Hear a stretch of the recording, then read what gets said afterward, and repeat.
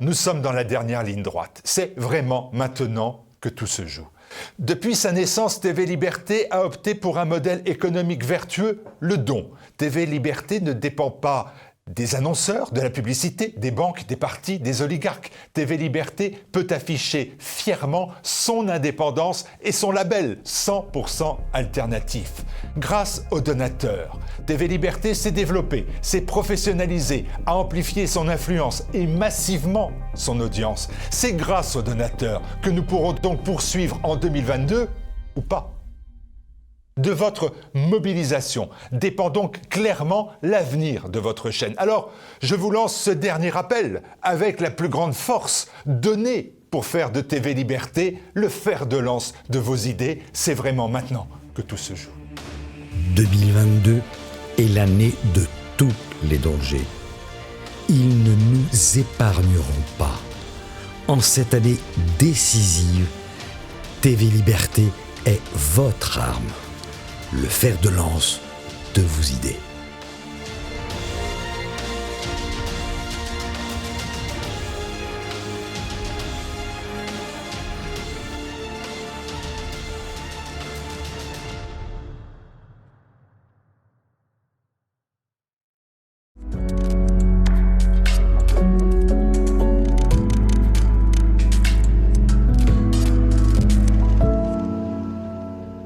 Bernard Lugan n'écrira sûrement pas ses mémoires, mais il nous laisse avec ses nouvelles incorrectes d'une Afrique disparue, publiées par les éditions de la Nouvelle Librairie, plus d'une vingtaine de tranches de vie africaines, toutes autobiographiques, les unes et les autres aussi drôlatiques qu'enlevées et mal pensantes.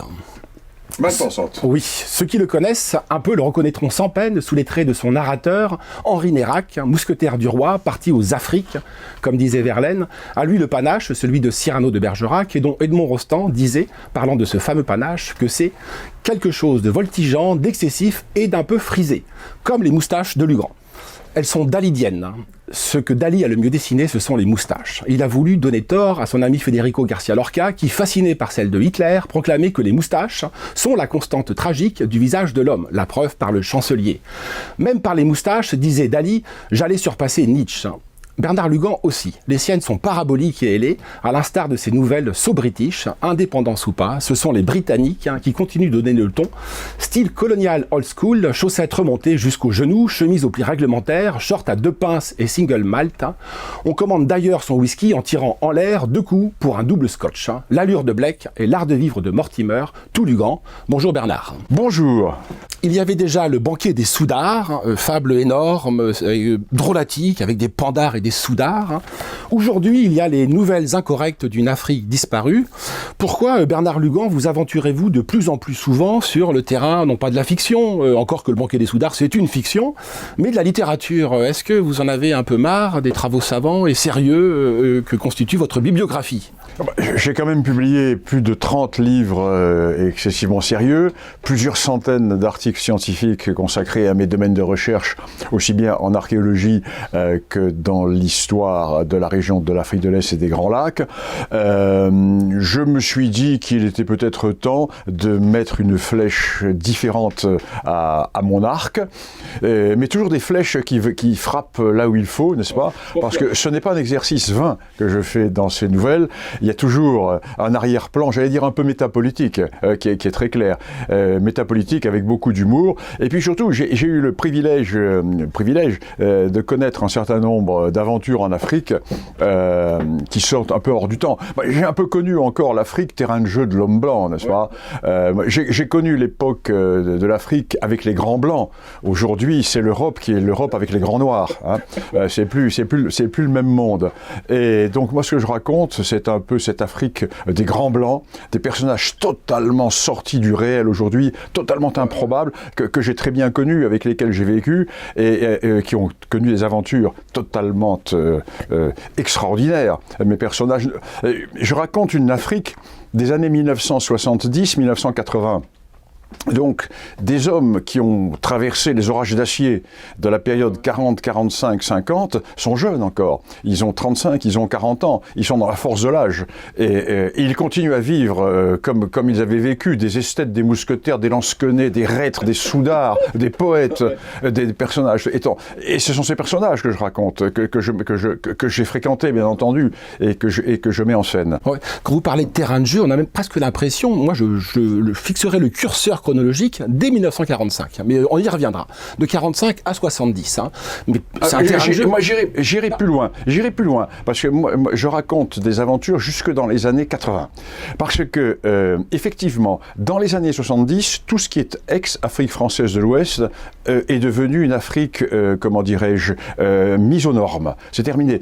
Ces personnages-là n'existent plus. Ils existent encore en Afrique de l'Est. Ils existent encore dans cette Afrique des Hautes-Terres, qui est une Afrique un peu oubliée, complètement inconnue, loin des cartes, loin des itinéraires touristiques. Et là, il y a encore ces personnages. Et ces personnages-là vont véritablement tirer les dernières salves de la grandeur de l'homme blanc en Afrique. Aristocratique, hein, féodal. Hein. Féodal, aristocratique. On a l'impression, presque même en lisant, il y a 20 nouvelles, il y a une vingtaine de nouvelles, hein, on y reviendra beaucoup autobiographique, hein, que c'est un peu un Far West, hein, mais un Far West plein sud, hein, avec des gentlemen, hein, donc les derniers Européens, qui savent se tenir. Et quand je dis qu'ils savent se tenir, c'est que le soir, à la tombée du jour, ils commandent un whisky à la table d'un bar en tirant des coups de feu. Donc c'est la classe. Hein. C'est la classe, c'est l'élégance, c'est la tenue, c'est comme disait Dominique Vénère, de la tenue, toujours de la tenue. Et ces hommes... par exemple, je raconte l'histoire de cet ancien officier allemand qui était dans la Wehrmacht, il n'était pas dans la Waffen-SS, qui a 2 cancers et qui lève sa flûte de champagne, que le meilleur gagne. Ouais, non, c'est des seigneurs. C'est des seigneurs de guerre. Il y a également pas mal de pères blancs, mais des pères blancs à l'ancienne. Hein. Pères blancs, magnifiques pères blancs. Des pères blancs avec la chéchia sur la tête, la grande gandoura. L'histoire de ce père blanc qui est décoré de la Légion d'honneur, 92 ans, qui est décoré de la Légion d'honneur par l'ambassadeur de France et qui refuse d'aller à l'ambassade parce que l'ambassadeur lui envoie sa voiture personnelle qui est une Renault 20 et il refuse de monter dans une Renault parce que, dit-il, après ce que la France a fait à Louis Renault en 1945, quiconque roule en Renault est un receleur. Et moi, en tant que bon chrétien, je ne peux pas être receleur. Donc il refuse d'aller à l'ambassade avec une Renault. Il faut lui envoyer une Peugeot. Le révérend père a 1000 fois raison, parce que qu'a-t-on à faire de ces breloques, pseudo-légion d'honneur? Pour vous, chez vous, l'honneur, il est au bout du poing. Complètement. Chez tous vos personnages. Hein. Complètement. C'est-à-dire qu'on ne peut plus... Le fleuret est interdit, et il reste le point. Oui. Mais vous êtes un bretteur, j'en profite, hein, pour rappeler à nos téléspectateurs que vous aviez lancé, il y a quelques années de cela, je dis quelques années, 20 ans, peut-être même 30 ans, une association pour le rétablissement du duel en matière de presse. Hein. L'association pour le rétablissement du duel en matière de presse, et mon vice-président était Vladimir Volkov. Et quand j'ai proposé à Vladimir Volkov... Quand Vladimir Volkov a su que j'avais créé ça, il me dit « Mais Bernard, j'en suis !» Et je lui ai dit « Mais Vladimir, bien sûr !» Mais il me dit « Mais une condition !» Laquelle, Vladimir ? Que l'on se batte à la russe. Je dis « Mais on se bat comment à la russe ?» Les témoins aussi. Je dis « Mais merveilleux ! Plus on est à se battre, et mieux c'est. » Alors donc, Vladimir Volkov malheureusement est mort, et mon deuxième vice-président c'était Dominique Vénère. Donc ça a été et deux fois j'ai provoqué des journalistes en duel et imaginez la salle de rédaction dans laquelle arrivent Vladimir Volkov et Dominique Vénère pour demander au rédacteur en chef que le journaliste en question déclare témoin, en précisant mais comme Bernard Lugan est l'offensif, il a le choix des armes, il se bat à cheval et au sabre. Mais je précise toujours que s'il ne savait pas monter à cheval, on pouvait se battre à pied, et s'il ne savait pas tenir en sabre, on pouvait se battre à la dague, à la lance, vous voulez, les gens étaient de se battre. Et ils se sont tous dégonflés, hein. Ils courent encore. Il y en a eu 2 ? 3. Très très bien. Alors ceux qui ont lu ces nouvelles incorrectes d'une Afrique disparue le savent, hein, mais les téléspectateurs qui vous découvrent et qui découvrent ce livre, hein, le perçoivent là, ou le pressentent. Hein. Ces nouvelles sont très largement autobiographiques. En réalité, vous avez un narrateur qui s'appelle Henri Nérac, hein, derrière lequel on a le sentiment de retrouver beaucoup de traits que nous prêtons habituellement à Bernard Lugan. Alors pourquoi ce format de la nouvelle, hein, à travers un prête-nom, Nérac. Hein. Le mot est haïssable. Oui, nous le savons. Et c'est très difficile d'écrire à la première personne. Plus intéressant d'écrire abrité derrière un pseudo qui est un petit loup. Ce n'est pas un masque, c'est un simple loup. Et Henri Nérac est un personnage qui est fort intéressant, bien sûr. Mais les initiés d'un temps ancien savent que Henri Nérac était le pseudonyme que j'utilisais quand j'écrivais dans l'Action française dans les années 70. Donc on le saura. Oui, donc c'est vous. Voilà, oui. Donc c'est vous. C'est vous qu'on retrouve voilà. Absolument. D'une part à l'autre du continent africain. Je reviens à l'élégance et à l'aristocratisme de tous vos personnages. On a parfois aussi l'impression qu'ils sortent d'une nouvelle de Kipling, qu'ils sont habillés comme Kipling, qu'ils ont la classe de Kipling, des personnages de Kipling. Ah mais ce sont des personnages qui vivent dans une Afrique qui était l'Afrique, je répète, des Grands Blancs, où l'on s'habillait le soir pour dîner, tout seul en brousse, on nouait sa cravate pour dîner. L'on ne se laissait pas aller avec un short nylon et des claquettes aux pieds. Lorsque l'on dîne, on dîne. Même avec une boîte de conserve et une bière tiède, certes, mais dans une timbale d'argent. Ouais. D'où peut-être votre attachement au modèle de colonisation britannique. J'évoquais le côté so-british de ces nouvelles, du personnage. Il suffit de vous regarder, de vous observer, de vous connaître. Il y a un gros contraste entre la manière dont les Britanniques concevaient la colonisation de l'Afrique, là en l'occurrence, et les Français. Oui, j'ai une formule là, qui vaut ce qu'elle vaut. Les Britanniques ont laissé en Afrique des habitudes. Les Français ont laissé des certitudes. D'un côté, il y a la colonisation souvent faite par des idéologues, des petits blancs, etc. Pas les Anglais. Les Anglais sont partis en Afrique avec un égoïsme le plus total. Ils sont partis par pur impérialisme, par pur intérêt. Ils sont arrivés sans discussion, ils sont repartis sans discussion. Tandis qu'en France, discussion, faut-il y aller, faut-il ne pas y aller, etc. Ensuite, problème, faut-il partir, ne faut-il pas partir? Pas les Anglais. Alors les Anglais ont laissé derrière eux, je vous dis, vraiment des habitudes. Je raconte toujours cette anecdote extraordinaire. Au fin fond du Karagwé, le Karagwé c'est une lande de terre qui sépare le Rwanda du lac Victoria et qui est en Tanzanie. Coin perdu, j'étais parti pour la chasse, totalement perdu, piste complètement perdue, le bout du monde. Et au bout du bout du monde, une sorte de cahute en tôle, poste de police tanzanien. Ils n'avaient rien du tout. Mais ça m'a la chemise, 3 plis derrière. Les leggings en cuir étaient cirés, sir. Ouais. Vous ne voyez pas dans l'Afrique française, vous voyez des douaniers bedonnants, débraillés, puant le pastis. On est dans Louis-Ferdinand Céline. Hein. Vous avez d'un côté Céline et de l'autre côté vous avez Kipling. Ouais, non, c'est... J'adore et l'un et l'autre, hein, mais ce sont des registres esthétiques différents. Autre personnage, on a évoqué les grands blancs, on a évoqué les grandes figures, les profils hors normes, il y en a quantité, le lecteur doit impérativement se plonger dans ces nouvelles incorrectes, je dis bien incorrectes. Très incorrectes, d'une Afrique mal-pensante, d'une Afrique malheureusement disparue, on vient d'évoquer pourquoi, mais il y a également beaucoup de personnages qui ressemblent un petit peu au portrait que vous faites du douanier français, minable. Hein, oui. Je n'ose citer les nationalités... les Québécois. Les Québécois, en l'occurrence, les coopérants québécois. Les pauvres Québécois, parce que j'ai servi pendant 10 ans en Afrique dans une université qui était québécoise, l'université du Rwanda. La faculté des lettres était française, la fac de médecine était belge, mais tout le reste était québécois. Et j'ai vraiment vu des cloportes coloniaux, là. Les woke avant l'heure. Ouais. J'ai vu le wokisme dès les années 70. C'est-à-dire ces petits blancs qui marchaient les pieds en dedans, complexés, qui servaient leur boy à table, qui avaient un comportement... j'ai une nouvelle qui est extraordinaire, où mon boy me dit, après me dit, patron, les Québécois sont-ils des Blancs? Je lui dis, bien sûr que non.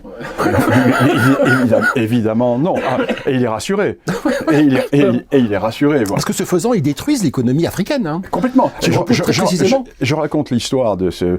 Comme l'esclavage est aboli, il ne faut pas avoir de boy. Non. Mais seulement, ils font crever de faim des gens qui, normalement... Des familles entières. Mais, alors, il y a à la fois ce côté wokisme et puis il y a le côté rapia aussi, hein, parce que... Étriqué, petit bourgeois. Côté étriqué. Je raconte aussi l'anecdote de ces Québécois qui sortent du magasin et qui portent eux-mêmes leur paquet jusqu'à la voiture, alors que les petits gamins qui attendent une piécette pour manger, c'est leur travail. Ouais. Donc je leur dis, mais vous vous rendez compte que oui, mais l'esclavage est terminé. Oui, mais peut-être terminé, mais des enfants qui ne vont pas manger ce soir à cause de vous. Le wokisme avant l'heure. Ouais. Ils ne sont pas tant québécois, en fait, que américains du Nord, parce que c'est la mentalité d'Amérique du Nord que vous décrivez, là. Une mentalité puritaine. À l'époque où j'étais en Afrique, je n'ai pas vu d'Américains. Il n'y en avait pas. J'ai pas vu à l'époque de la guerre froide, les États-Unis avaient laissé la gestion africaine à la France. Donc il y avait des Français, mais les Américains n'étaient pas là. On les voyait pas. Même les gens des services, il y avait très très peu d'Américains. Et les ambassades américaines étaient peu importantes. C'était vraiment la France, hein, qui tenait toutes ces zones. Alors si on accepte ces genres de personnages, le Québécois minable, le petit bourgeois rampant, quelques petits sites français. Il y a quelques professeurs français dérisoires, il y a du personnel diplomatique. D'ordinaire, il sait se tenir, mais il arrive qu'il soit très médiocre. Ah, oui. Du reste, c'est à l'un d'entre eux que vous devez votre départ d'Afrique. Absolument. C'est beaucoup plus tardivement. Mais l'essentiel, c'est plutôt les grands blancs. Moi, en vous lisant, je me dis, mais mon Dieu, mais Lugan, c'est un anard de droite. Hein. Tous ces personnages sont des anards de droite. Ah, complètement, On est dans l'univers de l'anard de droite. Hein. C'est des individualistes. Hein. La société sans l'État, il n'y a pas d'État. Donc ils contrôlent des espaces immenses. Hein. Liberté totale. Culte de l'honneur. Hein. Anard de droite, Lugan. Vous vous retrouvez dans ce qualificatif ? Je me suis retrouvé arrivé en 72. J'ai monté immédiatement une mission archéologique. Une mission archéologique, et j'avais comme territoire le tiers du Rwanda.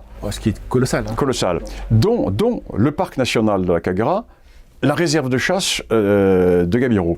Donc, si vous voulez, des zones immenses. Et nous étions deux blancs à vivre. Trois. Un qui s'occupe, un vieux Belge qui était un bon camarade qui s'occupait des pistes, un médecin qui s'occupait de la lutte contre la mouche tsetse et moi. Donc nous étions seuls et nous habitions chacun à plusieurs heures de Land Rover l'un de l'autre. Donc nous étions seuls dans ces zones immenses.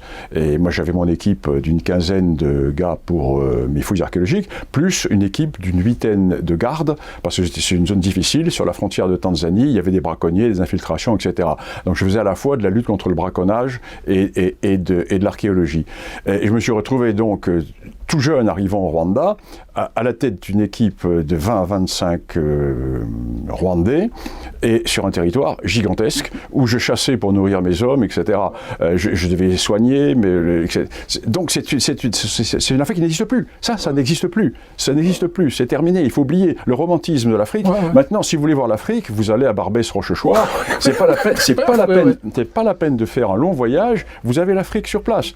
La grande Afrique que j'aimais n'existe plus. L'Afrique de la Brousse n'existe plus. Alors qu'elle a survécu à la décolonisation, puisqu'elle a survécu 10, 15 ans, 20 ans. Oui, en Afrique de l'Est. En Afrique de l'Ouest, elle est morte assez vite. En Afrique de l'Ouest, on peut dire qu'elle est morte dans la décennie 70, dans l'Afrique de l'Ouest. Parce que c'est une Afrique qui était très développée, c'était une Afrique où il y avait des infrastructures, il y avait du monde.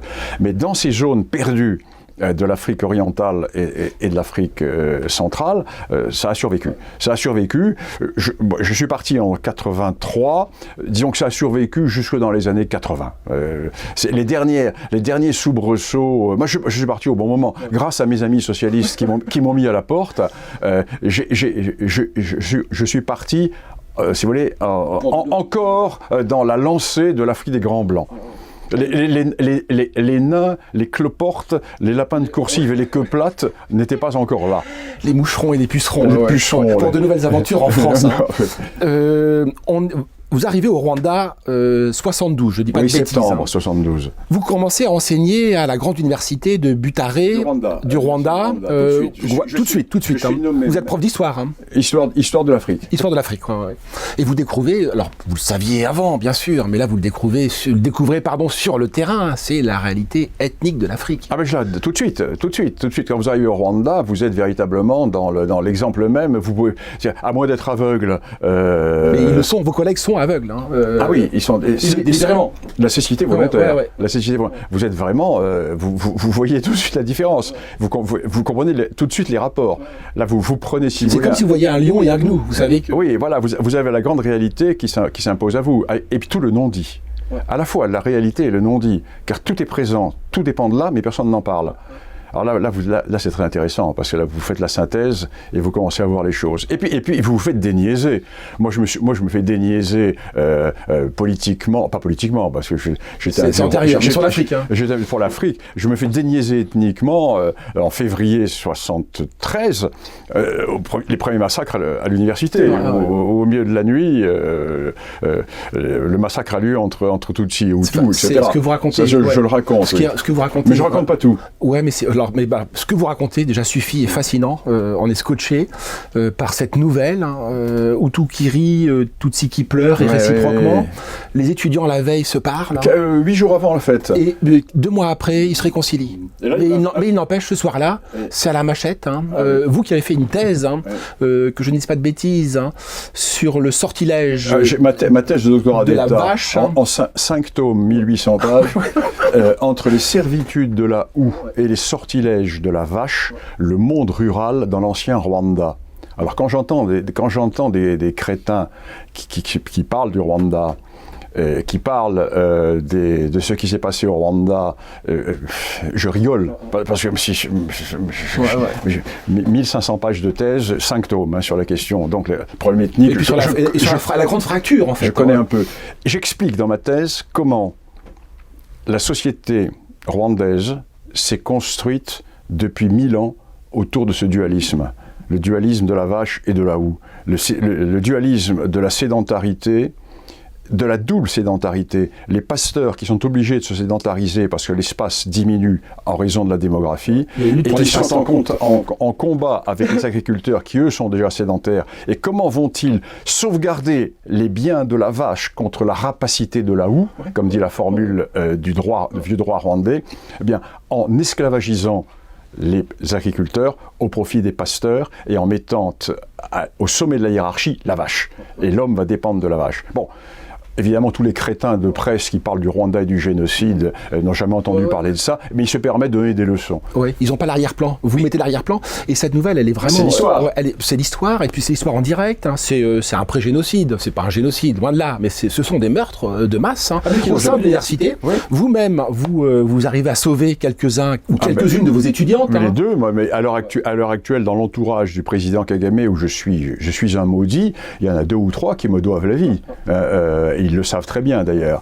Et nous avons été deux. Mon grand ami Pierre Sirven, grand ami, décédé maintenant, vraiment grand ami, et géographe. Et nous étions 2 cette nuit-là à intervenir pour sauver. Moi, je suis rentré à l'université colte au poing, dans les dortoirs pour sortir les filles, etc. On n'imagine pas un professeur comme ça, mais c'était le cas. Ouais. Et vous savez quoi aussi, ça me fait penser, et vous en parlez pas mal dans le bouquin, parce qu'il y a beaucoup de mercenaires, pas des mercenaires, des gens solides, courageux, qui ont su résister aux phases de décolonisation brutale, en particulier dans les colonies belges. Oui, notamment dans le Kivu. Ouais, ça a été redoutable. C'était des massacres épouvantables. Et là, je raconte la vie de certains personnages que j'ai bien connus, qui, eux, ne se sont pas laissés avoir, qui ont groupé des gens autour d'eux, qui se sont battus. Ils avaient tous un certain passé militaire. Disons, il y en avait un qui avait servi dans certaines unités de l'armée hongroise, avec un bleuet, le bleuet cher à l'impératrice. D'autres qui avaient servi sous les bâtons de Bourgogne. Voilà. D'autres qui avaient servi sous diverses unités, mais la chose des armes ne leur était pas totalement étrangère. On revient à 45. On revient à 45, oui. La chose militaire ne leur était pas totalement étrangère, et ils ont mis ça en pratique, et ils ont sauvé des régions entières. On a l'impression, par moment, que cette Afrique que vous décrivez, c'est un alligator ou un crocodile, que sais-je, dans une mare dont on ne voit que les yeux. On a l'impression que la mare elle est plane, croupissante, ça bouge pas. Puis tout d'un coup, il y a une sauvagerie qui sort. L'image est très belle. Il y a une sauvagerie démente qui sort. Mais l'image est belle. Vraiment, lisez-le. Et cette nouvelle-là est sidérante. Hein. La nouvelle sur le Rwanda est sidérante. On est tétanisé quand vous voyez un de vos étudiants qui arrive sur vous titubant et vous vous rendez compte, il s'écroule, il a le crâne fendu.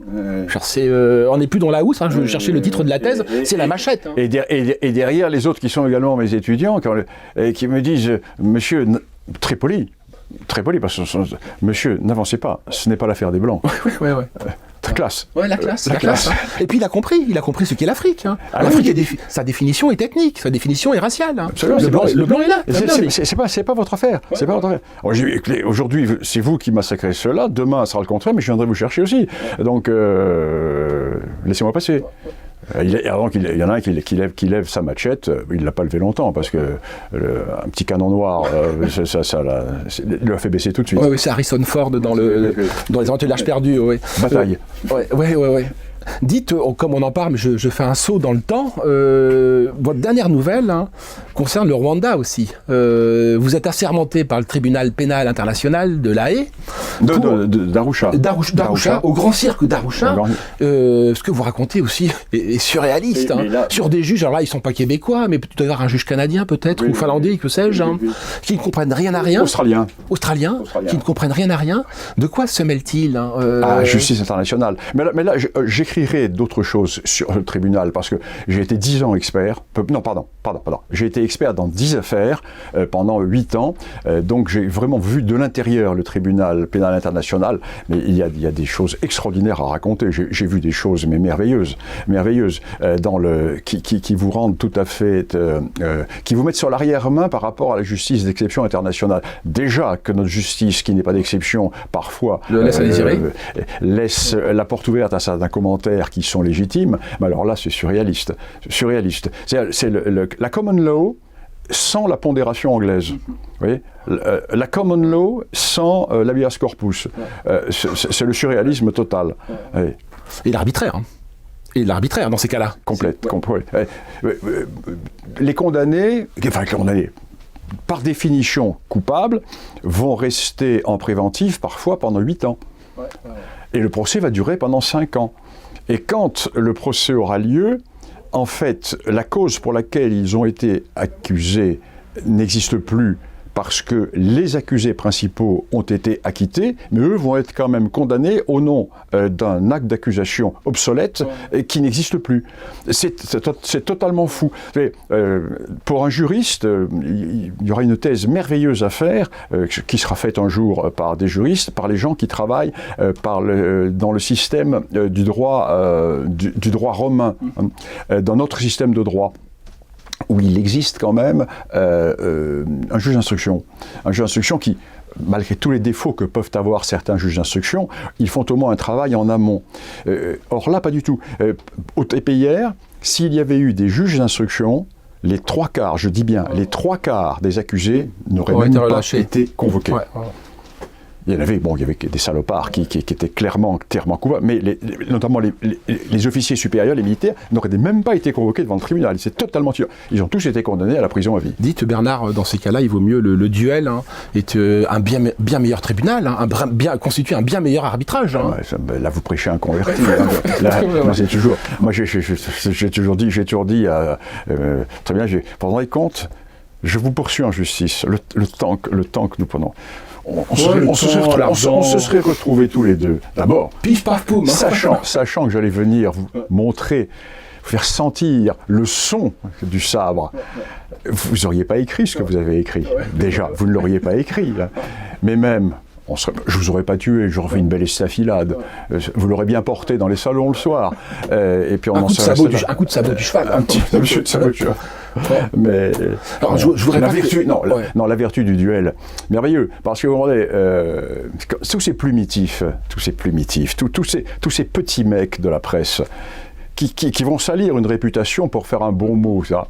Mais s'ils savaient que le lendemain matin il fallait se retrouver sur le pré avec en face, il réfléchirait à 2 fois. Non, le duel. Seul le duel peut ramener les médias Une juste valeur. Surtout le trio, pour moi, infernal. Hein. Lugan, Volkov, Vénère. Oui, vous savez, ça déménage. Je ne vous dirai pas dans quelle rédaction ils sont intervenus. D'accord. Je voudrais pas que nos téléspectateurs, à force de dire old school, so british, Blake et Mortimer, qui sont c'est fabuleux, je veux dire, Jacob, hein. Mais vous êtes français. Et je trouve que le pif-paf-poum dans lequel vous excellez le plus, c'est la boxe française, hein, parce que vous donnez des coups, des punchlines, hein, qui genre vous les tuez. Donc je trouve que les nouvelles, vos nouvelles, c'est de la boxe française. Ah ben, en fait, j'ai un petit peu continué ma vie africaine. Moi, je dis toujours, et là bon, c'est toujours, c'est pas uniquement de la boutade. Bon, j'ai toutes les peaux de lapin universitaires, j'ai tout, les doctorats, les machins, etc. J'ai tout. Ça m'a servi finalement pas grand-chose dans la vie. Moi, ce qui m'a servi dans la vie sont deux choses la boxe française et la bagarre de rue. Parce que là, première impression, j'ai 15 ans. J'ai 15 ans et je me retrouve à Gare Saint-Lazare avec un paquet de journaux de l'Action française avant d'aller crier. Vous avez 15 ans. Au milieu de la ruée des gens de la Gare Saint-Lazare, il faut commencer à crier votre... et là, vous y allez. C'est comme une bagarre. Vous êtes 5-6 en face, vous avez 30 ou 40 gars, il faut y aller.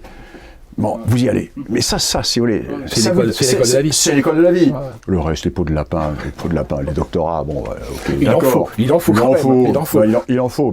Mais moi, je dois dire que si je n'ai pas eu ma formation de bagarre de rue et de militant comme je l'ai eu dur pendant 10 ans, j'aurais été croqué en Afrique. Mon premier cours en Afrique, je vais vous le raconter, mon premier cours en Afrique. J'arrive, bizutage. Les collègues me donnent un cours dans une grande salle qui est noire à 2h de l'après-midi. Je n'avais jamais enseigné de ma vie. Et je comprenais, ils attendaient sur un couloir à l'extérieur. Bon, j'entre, je ne vois personne, un bruit épouvantable. Et là, j'étais sur une estrade, et je commets une erreur qui va me sauver la mise. Je me dis, pour gagner du temps, je tourne le dos à la salle et j'écris mon nom. Et pendant que j'écris mon nom, 2 colosses étudiants montent et me passent dans le dos. Je me retrouve dans une bagarre de rue, d'instinct, et je pense qu'on m'attaque par derrière. Bam, le premier, un pain, il passe par-dessus, et le deuxième, je le fous en l'air. Ouais. Silence. Et là, je dis 2 choses. 1, on n'arrive pas en retard dans mes cours. 2, on ne monte jamais en chair. Et 3, vous enlevez vos chapeaux, le cours commence. Et alors là, j'ai gagné le surnom de Bwana Mukali. Bwana Mukali, l'homme dangereux. Très bon. Ouais. Tranquille. Tranquille. C'est mon premier cours. Ouais. C'est 10 ans d'assuré de tranquillité. Enfin, tranquillité, on l'a vu, non, puisque il n'y a pas de débordement. Mon premier cours. Ouais. Excellent. Excellent. J'ai remis ça en pratique à Lyon 3. 2-3 fois, j'ai corrigé quelques... 2-3 fois, j'ai corrigé des gens qui me manquaient de respect dans les amphis. D'accord, ouais, les étudiants. Ouais. Donc il n'y a pas à dire. Hein. Le combat de rue et la formation de boxe française, indispensable pour enseigner. À quoi je rajouterai la thèse, n'en ayant pas, je peux en faire l'éloge. Hein. Si vous voulez, moi je donne 3 conseils aux jeunes. 1, vous faites du sport de combat. 2, vous passez votre permis de chasse. 3, vous faites de la réserve militaire. C'est clair. Hein. À propos de chasse, hein, vous êtes chasseur. Hein, chasseur en Afrique, chasseur en France. Oui. Hein, quel est votre gibier de prédilection ? Est-ce que c'est le gros gibier ? Ou est-ce que c'est la bêtise ? Est-ce que c'est la lâcheté ? Ou les deux ? Bon, écoutez, la lâcheté, je pense qu'on le sait, mais trop vaste programme. Et le seul intérêt de la lâcheté, c'est qu'à la différence du gibier africain, ce n'est pas un gibier qui diminue. Donc c'est un gibier qui se reproduit, donc on pourra chasser pendant l'éternité. Bon. Alors, autrement, moi, les 2 chasses qui sont celles que je préfère, je vais dire que je manie toujours le paradoxe, c'est à la fois dans le gros gibier, le buffle, et dans le petit gibier, la bécassine. D'accord, n'étant pas un spécialiste, mais il y a des nouvelles hein, sur la chasse hein, qui valent leur pesant, pas d'or, mais d'ivoire. Hein. Le ton, on le voit en vous écoutant, le ton est toujours enlevé, persifleur, ironique, hein, incorrect. Hein, donc ce sont d'abord des nouvelles incorrectes. Incorrectes, totalement. Vous faites passer, vous l'avez évoqué. Je revendique cette incorrection. Vous faites passer, vous l'évoquiez au début. Alors le mot parfois un peu intimide les gens, la métapolitique. Ça veut dire que derrière, il y a des idées. Derrière, il y a un message. Hein. Et quel est ce message hein dans ces vingtaines de nouvelles, hein, que l'Afrique est un autre continent que le nôtre. Hein. Vous avez été élevé dans le culte de Lyautey par votre père, hein, et vous citez souvent une phrase de Lyautey, à l'époque où la République était ouvertement raciste, au nom du progressisme, de l'universalisme, les races supérieures vont éduquer, etc., les races inférieures. Lyautey disait, l'Africain n'est pas inférieur, supérieur, il est autre. Hein. Ils ne sont pas inférieurs, ils sont autres. Ouais. Mais c'est toute cette notion d'ethnodifférentialisme. Voilà. Donc elle est centrale chez vous, cette notion. Total. Et il y a cette notion d'ethnodifférentialisme, et l'autre notion, c'est que moi, je suis toujours resté un blanc en Afrique, un Européen. Je ne suis pas comme certains de vos collègues, hein. Comme certains qui ne sont plus des Européens. Et c'est pour ça qu'ils sont méprisés par les Africains. Parce que le blanc qui veut jouer à l'Africain ne sera jamais un Africain. Tandis que le blanc, qui reste le blanc, mais qui aime les Africains et qui les respecte, sera respecté par les Africains. Bah, c'est le cas de vos élèves, de vos élèves à l'université dans l'amphithéâtre que vous évoquiez, mais c'est aussi le cas en 1973 du premier massacre auquel vous assistez. Il y a là tout d'un coup, le soir, quand vous sauvez un certain nombre d'étudiants, vous êtes blanc. Donc, alors que vos collègues ont tendance à, en effet, quel serait le terme, l'équivalent de Bounty? Bounty, vous savez, donc c'est... Oui, mais c'est-à-dire, ce sont des woke, ce qu'on appelle les woke aujourd'hui. Ce sont des gens. D'abord, ce sont des gens qui ne sont pas sûrs de leurs propres racines. Moi, je suis sûr de mes racines. Moi, j'ai les pieds en Europe. Je suis un Africain, peut-être, mais je suis d'abord un Européen. Encore les Anglais. Là encore, nous avons l'approche anglaise. Les Anglais en Afrique restaient des Anglais. Souvent, les Français en Afrique se laissaient aller. D'abord, le manque de tenue, tandis que quand vous avez un certain contrôle, quand vous gardez une certaine image, quand vous une certaine forme de comportement, ceci vous permet, si vous le voulez, de garder un pied dans vos racines. Mais quand vous... Et par là, ce que vous dites, c'est le flegme, hein. C'est le flegme des Anglais, ce que vous définissez là. Peut-être. C'est en réalité, la classe anglaise procède de cette confiance en soi, de cette tranquillité, de ce flegme. Hein. Mais il faut être sûr de soi. Il faut savoir qui l'on est, il faut savoir d'où l'on vient, et à ce moment-là, l'on peut se transplanter tout en restant soi-même. Le blanc ne deviendra jamais africain. Jamais, c'est pas possible. Il y aura toujours cette... même s'il est très proche, même s'il se métisse, sera un métis, mais ça ne sera pas un Africain. Il faut rester... On l'a vu en Afrique du Sud. Hein. Tout à fait. C'est pour ça que je parle d'une Afrique de ces blancs, de ces grands blancs. Mais ces grands blancs qui n'étaient pas des racistes. C'était le contraire des racistes. Puisqu'ils étaient ethnodifférentialistes. Puisqu'ils étaient ethnodifférentialistes. C'est que, alors on me dit, Lugan, vous êtes raciste. Ah bon, je suis raciste. J'aurais consacré 50 ans de ma vie à l'Afrique, à étudier l'histoire des pays africains, à faire de l'archéologie africaine, etc. Pas du tout. Je suis un ethnodifférentialiste. Et les grands Africains autochtones le savent. Vous étiez proche, je ne sais pas s'il est toujours en vie, de l'abbé Kagame. Ah oui, qui est mort. L'abbé Kagame, qui n'a rien à voir avec le général Kagame. Oui, qui n'a rien à voir. Oui, je lui dois beaucoup, parce qu'il m'a beaucoup... Mais, écoutez, je ne vais pas vous citer les noms, mais 3 chefs d'État africains, patients, et qui ne sont plus en fonction maintenant. Plusieurs fois, ça m'a été raconté par des amis journalistes qui allaient les interviewer. Et 3 fois, 3 chefs d'État qui leur ont dit, écoutez, arrêtez de dire n'importe quoi sur l'Afrique. Ils se retournaient, prenez les bouquins de Lugan et vous comprendrez l'Afrique. 3 chefs d'État africains. Non, mais si vous voulez, le problème, c'est que nous avons, nous, en France, le drame, c'est ces étudiants africains que nous avons formés dans nos universités africaines par tous ces gauchos qui ont formé ceux qui sont maintenant les décoloniaux et les woke. Ils ne comprennent pas ce qui leur est arrivé. C'est le drame. C'est le drame et c'est ce que j'attaque dans mon autre livre, là, pour répondre aux décoloniaux. Ça c'est fondamental. Ça c'est un livre de combat. Je confirme, c'est un livre de combat, de réfutation de l'idéologie woke et décoloniale. Et j'explique comment ces gens ont totalement perverti les élites africaines, totalement perverti les étudiants africains.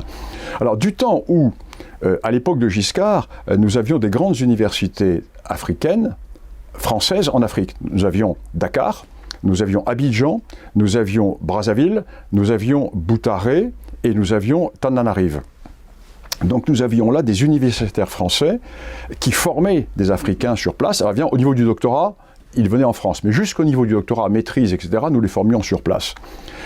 Les socialistes ont supprimé cela, trop élitiste, et ils ont remplacé ça par des écoles normales d'instituteurs. Toujours la base, toujours les socialistes, toujours le nivellement par le bas. Résultat, les étudiants africains sont tous venus se former en France. Formés par qui ? Par tous les cloportes, mes chers collègues cloportes, gauchos. Alors certains sont des gens très, très bien au point de vue scientifique, mais ils sont des lâches. Ouais, mais ils n'empêchent pas là. Ils sont des lâches. Ce sont des lâches. Et ce sont des lâches. Ils n'osent pas dire les choses et ils sont lâches, peureux. Ou alors complètement idéologues et gagnés à l'idéologie tiers-mondiste et autres. Voilà le drame. Ouais, il y a quelque chose de suicidaire parce qu'on leur apprend à nous haïr. Alors, tous mes collègues qui tenaient ces départements africanistes dans les universités françaises, pendant 30 ans, ont appris aux élites africaines à nous haïr. Oh, non, c'est surréaliste. Par mauvaise conscience. Ouais. C'est la décadence. Moi, je n'ai jamais appris à mes étudiants à nous haïr en Afrique. Pas du tout. C'était le contraire. Alors la transition est un peu brutale, mais on arrive sur la fin de notre émission. Tout ce que vous dites, vous le retrouverez, téléspectateurs, dans les nouvelles incorrectes d'une Afrique disparue, qui aussi bon, sinon meilleur que le banquier des Soudards, qui était déjà énorme. Imaginez un banquier d'Odin à l'Olympe, chez Zeus. C'est le même esprit qui anime les nouvelles incorrectes d'une Afrique disparue. Qu'est-ce que vous nous préparez d'autre, cher Bernard ? Est-ce qu'il y aura une suite à ces nouvelles incorrectes d'une Afrique disparue ? Il y aura une suite, il y aura donc il y aura un deuxième tome, ce sera le retour d'Afrique, où je raconterai les nouvelles de la période de 83. Il y aura toujours l'Afrique, bien sûr, parce que de 83 à nos jours, j'ai été dans d'autres zones d'Afrique, donc je vais raconter cela, plus des aventures de presse, des procès, etc. Parce que j'ai eu une grande décennie de procès quand j'étais, attaqué. Les jeunes générations n'ont pas connu cela, mais avec les affaires de Lyon 3, pendant 15 ans, j'étais vraiment dans l'œil du cyclone. Tous les matins, par exemple, la presse lyonnaise m'attaquait. Alors, avec mon ami Pierre Vial, nous avions un concours. Celui qui n'était pas attaqué dans la presse ce jour-là invitait l'autre à déjeuner. Payer le champagne. Invitait l'autre à déjeuner. Donc, nous étions... c'était merveilleux. Au final, ça vous a coûté plus à vous je ne sais plus, un peu plus à moi, peut-être.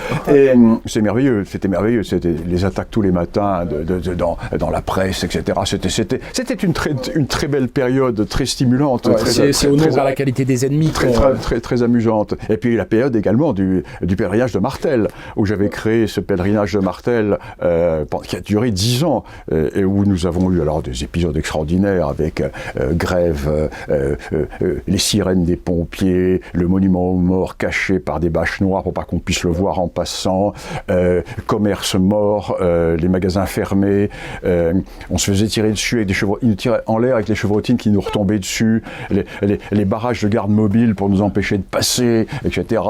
Alors, on a gagné, bien sûr, mais bon, je raconte, ça sera mon prochain recueil de nouvelles qui vont être également amusantes. En attendant donc le prochain recueil, les nouvelles incorrectes d'une Afrique disparue, et vivement ces nouvelles. Et puis je prépare alors un livre, une grosse étude sur la colonisation qui va sortir au mois de février-mars. Là, je reviens. Je crois même que c'est, quand vous dites grosse étude, qu'il y aura plusieurs volumes. Oui. Ce sera la suite. Oui, je vais faire quelque chose vraiment de définitif. Je vais faire l'équivalent de ce que j'ai fait, esclavage, l'histoire à l'endroit. J'ai fait également Algérie, l'histoire à l'endroit. Et là, je vais faire quelque chose vraiment, toujours réfutation, outil de combat, de façon à ce que les jeunes générations aient vraiment un appareil critique pour pouvoir répondre. Vous présentez telle chose ? Non. Vous présentez telle chose ? Non. On sort des nuées, comme les nuées, comme les Charles Maurras, le réel. on retombe sur le réel. Et, La matérialité des choses. Hein. Alors, donc c'est pour ça que ces recueils de nouvelles m'aident un peu à prendre un peu de courant d'air dans mes études purement académiques. Et puis ça nous égaye, nous. Voilà. Et en fait, il y a à la fois l'historien d'un côté, mais l'historien était déjà écrivain. Et là, il y a l'écrivain, mais qui se fait aussi historien. Oui, parce que je ne suis pas qu'un pur intellectuel. On l'aura compris. Voilà. Merci Bernard. Ouais.